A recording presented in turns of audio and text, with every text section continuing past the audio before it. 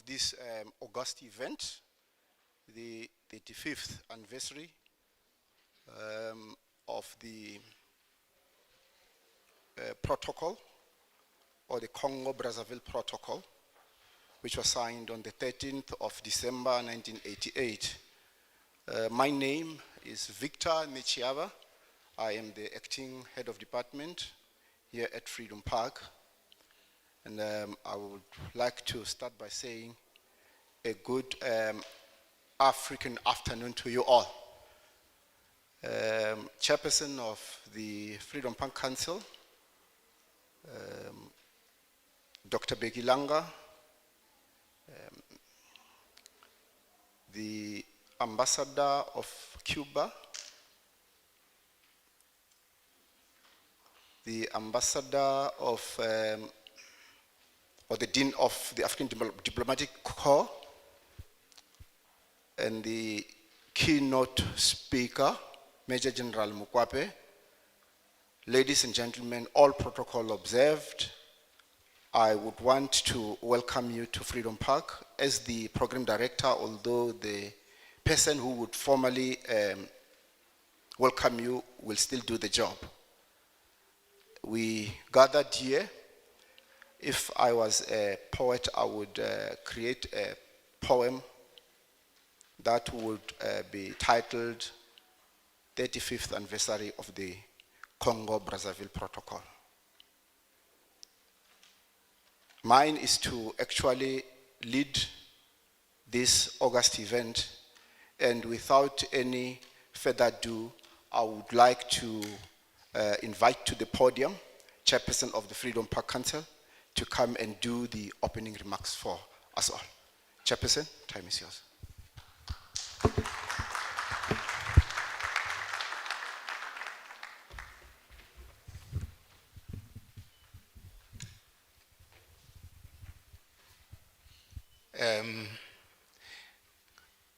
Program Director, Honorable Balegambete, former Speaker of the National Assembly, and also former Deputy President of the Republic of South Africa,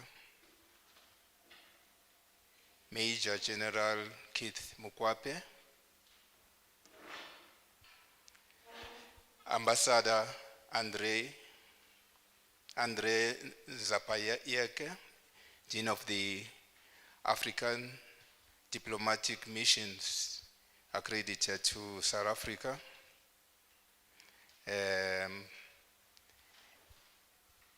His Excellency Enrique Orta Gonzalez, Ambassador of the Republic of Cuba, His Excellency Bakari Koulibaly, Ambassador of the Republic of Mali, Colonel Leon Francois Yanduma, Charge d'Affaires of the Embassy of Congo, His Excellency Mr. Saad Mandi, Ambassador of Algeria, Attaché Mr. Willy Bayonne, from the Embassy of Congo, the First Secretary, Mr. Cedric Opimbach, Embassy of Congo, Defense Attaché, Mr. Raymond Yofilibo, also Embassy of Congo, and also a special advisor to the Minister, Pierre Oba, Mr. Christian Okuama, Mr. Mukanda Mabonso Mulemfo, founder of the Olof Palme Peace Institute and initiator of this project. The Ivory Park Secondary School pupils and educators, members of the Freedom Park Council and Management, distinguished guests, ladies and gentlemen, please, before I proceed, you will forgive me if I mispronounced any of your names. But it is an honor for me to welcome all of you to this 35th anniversary of the signing of the Brazzaville Protocol, which was a historic turning point in the struggle for liberation in Southern Africa. This protocol, which was signed on the 13th of December 1988 in Congo, Brazzaville, marked the conclusion of the internationalist mission of the Cuban troops in Angola and paved the way for Namibia's independence. This agreement followed the humiliating defeat of the racist South African army in the Battle of Cuba on March 23, 1988. As Freedom Park, we are honored to have you here to mark this historic moment and pay homage to the gallant heroes of our struggle who are immortalized here on our wall of remembrance and our gallery of leaders. Freedom Park, to use the words of Nelson Mandela, the founding father of our democratic state, is a shrine to honor all those who sacrificed their lives for freedom. Our freedom, as you know, came at a huge price. The Brazzaville Protocol reminds us that our struggle couldn't have succeeded without the valuable contribution from freedom-loving people around the world. We will never forget the leadership role played by Olof Palme and the Congolese leader Denis Sassou Nguesso in mobilizing the international community in the struggle against apartheid and colonialism. Opposition to the scourge of racism and apartheid was a key bond connecting all countries on the African continent. It is in this regard that we appreciate the solid representation in this event of the African Diplomatic Corps accredited to this country.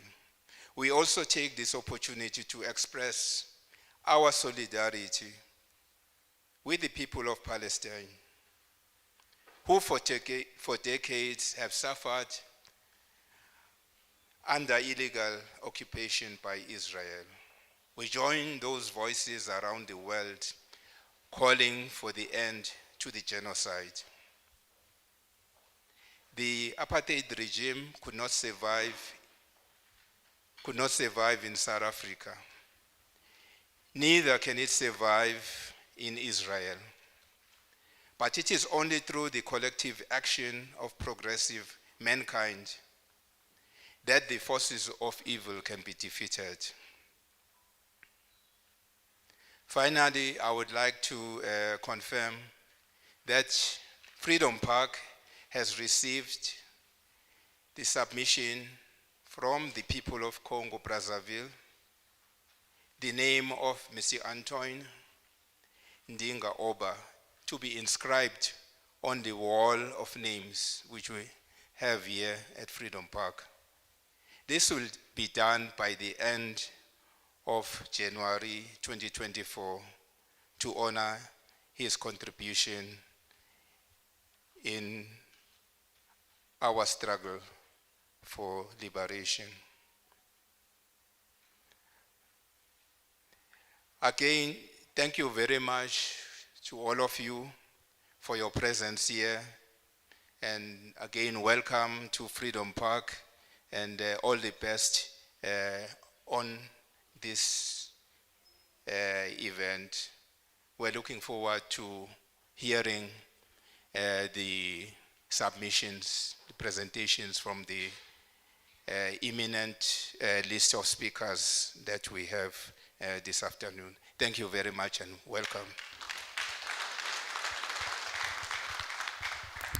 Thank you, Chairperson, for the welcome address. I think the critical thing issue that you stressed in your welcoming is the relevance of the Congo-Brazzaville Protocol as it marked the watershed of our democracy and the independence of Namibia. And what you've stated is true. That resonates very well with our mandate as Freedom Park, because we honor heroes and heroines who contributed in the struggle for humanity and freedom. And this August event, or this peace treaty or armistice, it's very much critical in the history of our country, in particularly to the youth, to understand that there have been a plethora of role players in as far as the liberation struggle of South Africa is concerned, both at home, internationally, and continentally.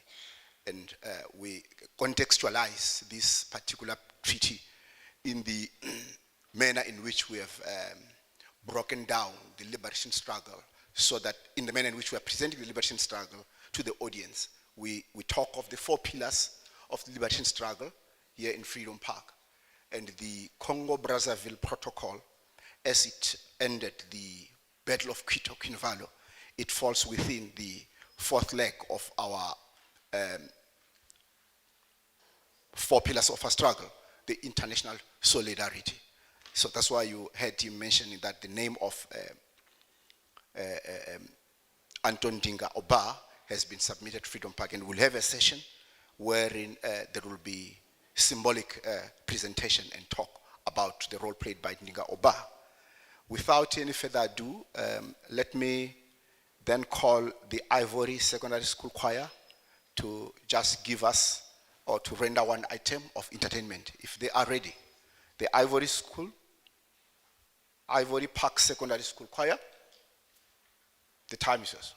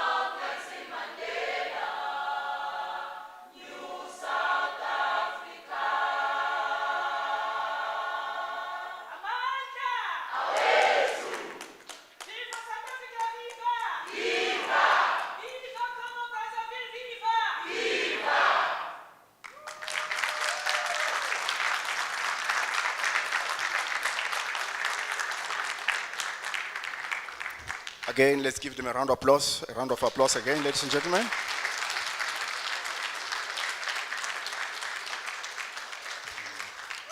We are, ladies and gentlemen, running behind time, and without a waste of time, I will call upon Colonel Leon Francois Yandouma of the Embassy of the Republic of Congo in South Africa to come and give some remarks. Time's your say. Thank you very much.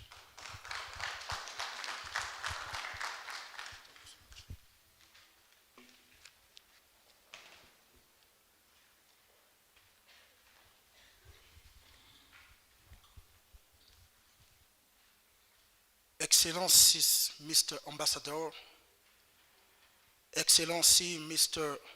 the Dean of the Diplomatic Corps, representative of the head of the diplomatic mission, Excellencies, the Dean of Africa Group, Mr. Founder of the Olof Palme Peace Institute, distinguished guests, ladies and gentlemen, in your ranks and quality, it is with great pleasure that I speak on behalf of the Chargé d'Affaires AI, who is unable to attend. 10 years after the celebration of the 25th anniversary, which took place on February 13, 2014 in Brazzaville, with the participation of the power involved in this peace negotiation, as well as some African heads of state, included the 10th South African President, Jacob Zuma. Here we are gathered in Pretoria at Freedom Park, a site full of symbols to celebrate the 35th anniversary of Brazzaville Protocol. Indeed, the Brazzaville Protocol put a end at a long war between Angola, Cuba, and South Africa, where apartheid reigns. South Africa refused to implement UN Security Council Resolution 435 passed on September 29, 1978. The apartheid regime refused to grant independence to Namibia for as long as Cuban, with a strong of 25,000 soldiers, and experts from East Germany with strong of 5,000 men defending Angola against aggression from the South African army. The signet of December 13, 1988 in Brazzaville of an act which marked the celebration of Southern Africa is the culmination of a secret diplomacy effort led by the President of the Republic of Congo, His Excellency Mr. Denis Sassou Nguesso, alongside many other personalities to pacify the front of the country. The Congo has just written of a beautiful page in its diplomatic history. The Republic of Congo played an important role in the stabilization of Southern Africa, actively participating of the second half of the 1980s in the negotiation process known as linkage, will lead the conclusion of the Brazzaville Protocol. In this great mission, Personality like Antoine Dinga Oba, Minister of Foreign Affairs at this time, Pierre Oba, Special Envoy of the President of the Republic on behalf of the Congo, and many other foreigner personalities such as Jean-Yves Olivier worked actively to ensure the success of this process. This Congolese struggle seemed to have long been ignored by historical memory. Today is the rehabilitation of consecration of the act to reconnection of the actor who contribute to peace in Southern Africa.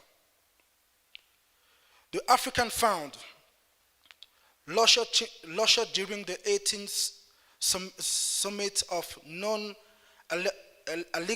Country in Harare in September 1986, intended to support the struggle of the people of Southern Africa against apartheid, is one of the details of the contribution of the President Denis Sassou Nguesso for the liberation of the Southern Africa. The fund has been generated an amount of 100 million USD. Thanks to this protocol, two guns fell silent in Angola, Cuba, and South Africa. Troops left Angola while apartheid was buried in South Africa. Namibia became independent of the process of the liberation of Nelson Mandela was made possible. This well-deserved honor was given His Excellency Mr. Denis Sassou Nguesso by the government of People, Republic of Africa, the Republic of Cuba, the Republic of South Africa, and the United States of America. The Brazzaville Protocol, a major agreement for a new Southern Africa, is a memorable event that should be included in contemporary history of Africa. Excellency Mr. Ambassador, Excellency Mr. Dean of the Diplomatic Corps, representative of the head of the mission, Excellencies Mr. Dean of the African Group, Mr. Founder of the Olof Palme Peace Institute, thank you for your attention.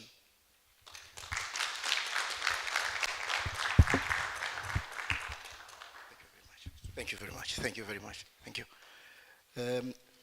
Let us quickly run with our program, ladies and gentlemen. And at this point in time, I'll therefore move to item that is actually addressing the issue of honoring His Excellency Mr. Anthony Ndinga Oba. And that will be led by our research unit, Mrs. Phillips Homozo. Ms. Phillips Homozo, the time is yours.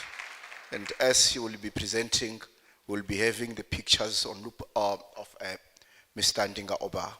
Thank you very much. You can read the... Thank you, Program Director. I'm not sure if I'm still relevant to continue with the biography because we just had the presentation by the school children. It covered all the information that we have in the biography. Nevertheless, I'll still continue because you are in the program. I would like to indicate that this is a summary, it's not a full biography of Mr. Antoine Ndinga. The full biography can be found in our archives and in our database.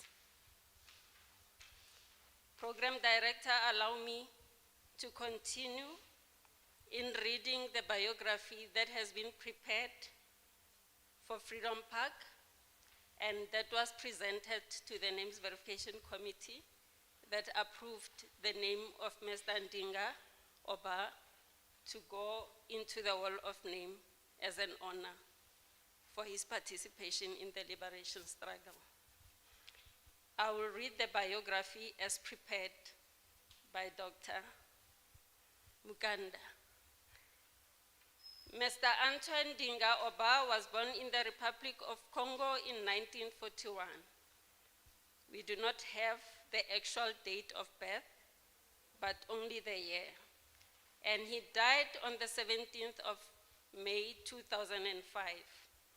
He was a diplomat, a political figure, a linguistic, and an academic. He served in the government of the Republic of Congo as the Minister of National Education from 1977 to 1984, and as Minister of Foreign Affairs and Cooperation from 1984 to 1991. Later, he was appointed as the Ambassador of the Republic of Congo to UNESCO from 1998 until his death in 2005. With the recognition of different roles that Mr. Ndinga Oba played, it should be noted that he served in the government of the Republic of Congo under the leadership of President Denis Sassou Nguesso, whose political involvement in the struggle against apartheid dates back to the early 80s. President Denis Sassou Nguesso's leadership and international solidarity became more evident and profound during his time as president of the Organization of African Unity, which we all know as the OAU, from July 1986 to July 1987. He gave priority to the struggle against apartheid and its abolition. To carry out his mission, the president of Angola during that time, who is known as President Denis Sassou Nguesso, entrusted General Pierre Oba with the task of becoming a key person in the negotiation process with the leadership of apartheid South Africa. On the instruction of President Denis Sassou Nguesso, General Pierre Oba was joined by Mr. Antoine Ndinga Oba during his 6th secret visit to South Africa. They both formed a dynamic team that confronted the then president of apartheid, Mr. P.W. Botha, in Cape Town in 1987, when they delivered President Denis Sassou Nguesso's message ordering Mr. P.W. Botha, amongst other things, to free the first democratic South African president, Mr. President Nelson Mandela. President Denis Nguesso continued to ask General Pierre Oba and Mr. Antoine Ndinga Oba, who formed a team of 3 dynamic Congolese who led the negotiations from the Congolese point of view until the Brazzaville Protocol was signed on the 13th of December, 1988. It is in this capacity that, as Freedom Park, we rightfully honor Mr. Antoine Oba today, whose name has been approved by the Names Verification Committee of Freedom Park on the 25th of October 2023 for his inscription on the Wall of Names here at Freedom Park. The inscription, unfortunately, couldn't take place now because we do it in trenches. So when we approved the name, the inscription the last inscription was already done by Mr. Victor Nechiaba. So the name of our hero that we are honoring today will be inscribed in the next batch. I'm definitely sure that when you come back to Freedom Park in the new financial year, we will have the name of our hero, Mr. Oba Ndinga, on the wall of names. And it will be inscribed with additional 75 names of our heroes and heroines who participated in the liberation of South Africa, nationally and internationally. Nevertheless, we are happy that Freedom Park and South Africa continued with the gesture to have this event of honoring our hero, Mr. Ndinga Oba, of the role that he played in the liberation of South Africa. The role played by His Excellency President Denis Sassou Nguesso and the people of Congo and their contribution to the peace of South Africa is also appreciated. With the above said, we therefore believe that as Freedom Park, that the spirit of Mr. Anton Ndinga Oba will continue to live on, continue to guide us and direct us to fight against the new struggle that the African continent is currently faced with. We call upon the spirit of Mr. Anton Ndinga Oba, together with all the heroes and heroines, known and unknown, our departed liberation leaders of the continent, to come together and guide us to the right path and do what is right and just for the African continent. Mr. Program Director, please allow me to thank all the spirits that are gathered here today in this room, and also all the people in this room, and also those who are with us on the live stream. On behalf of Dr. Mukanda, who is the author of Mr. Anton Ndinga's biography, please, Doctor, allow me to say we give thanks to your guidance, not forgetting our living legend, as you explained to us, General Pire Oba. We give thanks to your presence and guidance in this journey of honoring the son of the soil, our grandfather, our departed ancestor, Mr. Anton Ndinga Oba. Long live the spirit of Mr. Antonia Ndinga Oba. Long live. Thank you, Ms. Phillips. Thank you very much. We are live streaming, ladies and gentlemen, straight to Congo, Brazzaville, as we are proceeding with this event. Without any further ado, ladies and gentlemen, let me now call His Excellency, the Ambassador of Cuba, Mr. Enrique Ota Gonzalez, to come and give us the message of support.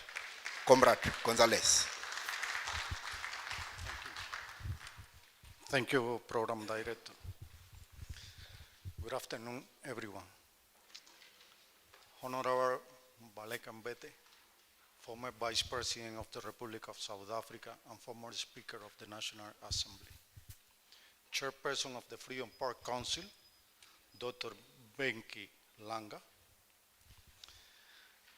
My dear friend, the Dean of the African Diplomatic Corps, Ambassador André Nsapañeke, Major General Keith Makwape, and Dr. Makunda Amboso Mulemfo, founder of Olive Palme Peace Institute. I would like to thank to the Freedom Park for the kind invitation extended to us to participate in the commemoration on the 35th anniversary of the Brazzaville Protocol. It is a great honor to be here with comrades and friends remembering history. The Brazzaville Protocol marked the end of a long negotiation process which seek a last and sustainable peace through dialogue, including the withdrawal of the apartheid forces in Angola. The protocol established that the parties agreed to recommend to the Secretary General of the United Nations to set April 1st, 1989 as the date to implement the Resolution 435 on the independence of Namibia, creating conditions for the subsequent signing of the New York Agreement. When Cubans began to negotiate this peace agreement, we just had in mind that the most important goal to reach was the freedom of Southern Africa. We knew when apartheid forces abandoned Angola's soil, it would have a domino effect for the rest of the countries in the region. In the agreement, we didn't include any economical benefits for Cuba. We didn't include any world prize for our side. We just wanted this land to be free and independent. We just wanted this land belonged to the African people, regardless of the color of their skin.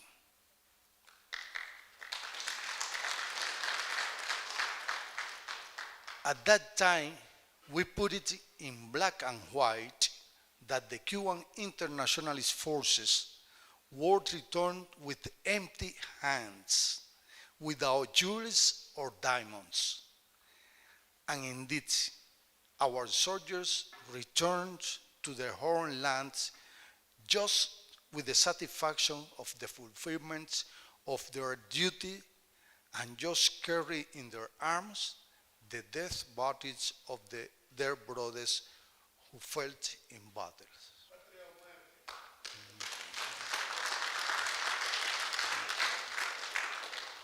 Definitely, the Brazzaville Protocol was an important milestone for the history of Southern Africa, and of course, for the final and total independence of its people. The signing of the agreement represented the end of the invasion of the South African Defense Forces, paving the way for the Namibia's independence, and of course, it set the roads for the release of Nelson Mandela and the imminent collapse of the apartheid regime in South Africa.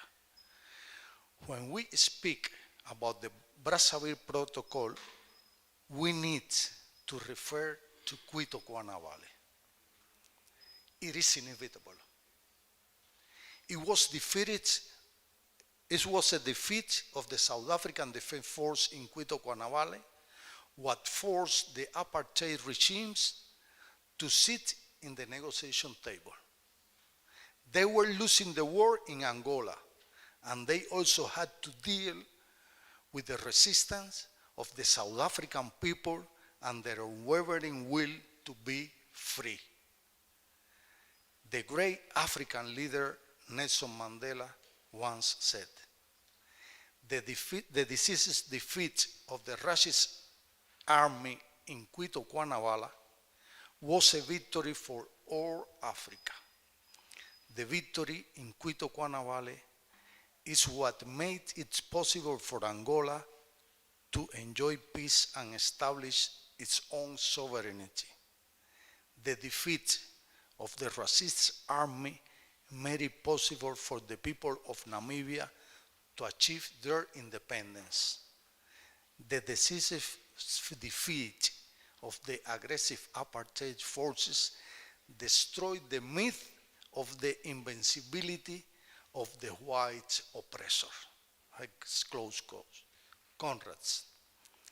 As the time goes and the history becomes distant and maybe even inaccurate, it's even more urgent to research the importance of these battles and people, of the historic milestones, not only for the sake of historical accuracy, but to honor the memory of those who fought and died for liberation. That's why we recognize the decision of the Freedom Park to have encrypted the name of the Honorable His Excellency Mr. Antoine Ndinga Obama in the world with the name of all that fight against the regimes. Thank you very much.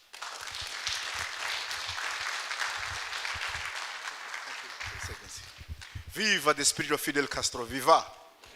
Viva the spirit of Fidel Castro, viva!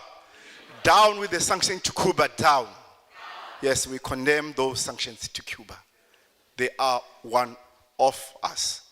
I wouldn't want to really be in trance of the liberation struggle songs and so forth. But allow me, ladies and gentlemen, without any further ado and waste of time, to then call to the podium His Excellency Ambassador Andrinze Payeke, the Dean of the African Diplomatic Missions in South Africa, to address us. Your Excellency. Thank you. Okay. I would like to advise you never to trust your phone with those things, because my phone just went off. So I have to rely on yeah. Good afternoon, everyone.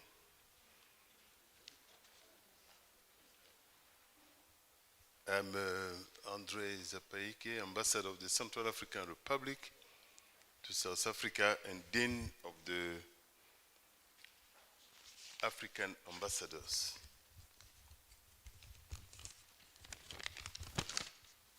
Program Director, please allow me to acknowledge, recognize quickly the VIP was here and everybody sitting in this room. Honorable Baleka Mbete, former Deputy President of the Republic of South Africa and former Speaker of the National Assembly. I loved it when she was in this function, when she says, order, order.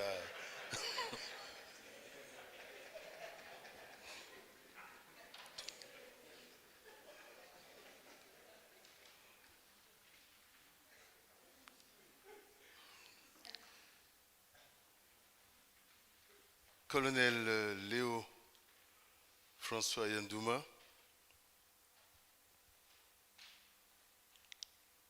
Honorable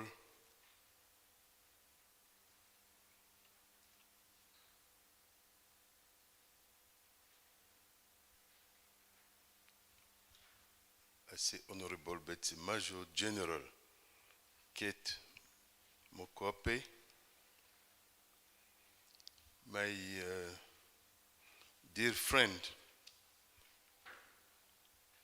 Ambassador of the Republic of Cuba, Enrique Horta Gonzalez, my other dear friend, the ambassador of the Republic of Mali, Bakari, who is here, sitting here. He never want to share his beautiful dresses.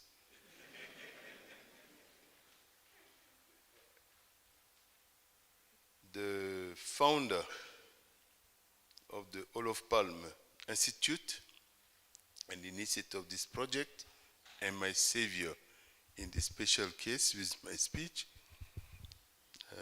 Dr. Mukanda.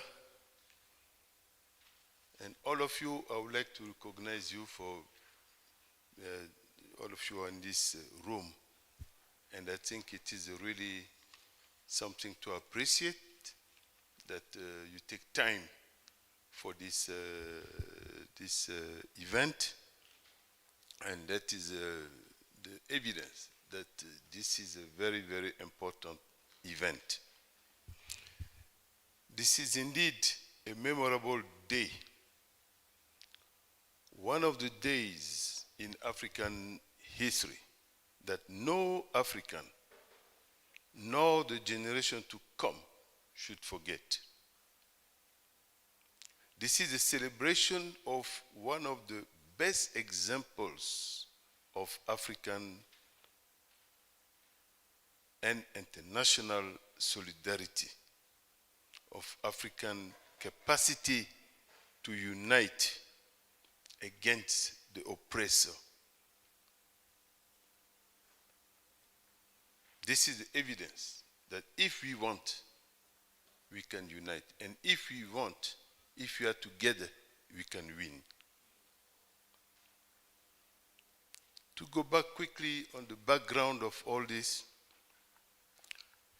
after the Second World War and the Bandung Conference, African leaders from all parts of Africa, I would like to name some of them because they deserve it.